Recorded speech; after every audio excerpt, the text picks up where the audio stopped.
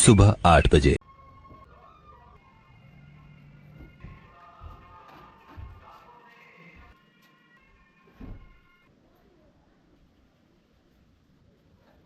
ડાસા તો પેલું કામ કરશો નાવાનું. ગરમ પાણી આવી ગયું દાદા ઘેર હવે ઉપડે સીધા નાવા. ગરમ ગરમ तू नहाता क्या? 2 बार नहाता हूँ. નાઈન તૈયાર થઈ ગયા ને આપણે આવી ગયા નીચે, પણ આપણું ખવર્યું ડાસું ફાટી ન જાય એટલે આપણે હવે લગાવું છું 20 લીટર. कैसी अपमानजनक बातें कर रहा लड़का, ये अश्लील है ये लोना. હાટકો ભરીને લઈ લીધું જ ને. નાસ્તામાં હતું રોટલી, શાક, મુલાયમ ભાજી. अजीब जानवर है. વાગી આનો ને હું ભાભી ઉપડે સીધા વાડીએ. વાડીએ પગતો આપણે ધોરિયામાં કામ ચાલુ થઈ ગયું હતું. રોહિતભાઈ કરવા માટે કામ આવી રીતના ધોરિયો કરીને પગતો. રોહિતભાઈ પણ આવી ગયા છે. રોહિતભાઈ ફટાફટ કામ ચાલુ કરી દીધું. કીધું તું પણ સોંટી દે કામે.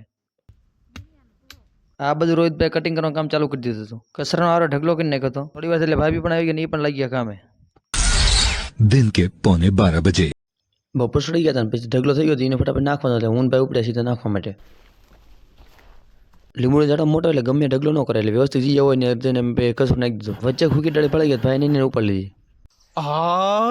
स्मार्ट है.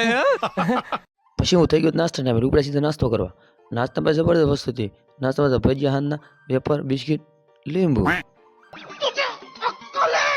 નાસ્તો કરીને પાછું સોંટી ગયા કામ, કેમ કે બપોર સુધી આપણે કામ હતું. બપોર પછી આપણે જવાનું ઘેરે. આ બધું ભાભી ધીમે ધીમે કામ કરવા લાગ્યા હતા.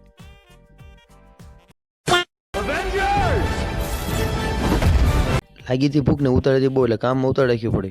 થઈ ગયો તો બપોરની રોંડા ટાઈમ એટલે સીધા આવતા ઓળીને હાથ પગને મોઢા ધોઈ નાખ્યા ફટાફટ સીધા હવે આપણે ઉઈ ગયા જમવા માટે. બપોરનું સ્વાદિષ્ટ મજાનું અહીંયા ભોજન કર્યું ને પછી થોડીક વાર કર્યો આરામ કરતા કરતા પછી સુઈ ગયા. તમે વાળી હોતા કે કોમેન્ટ કરજો.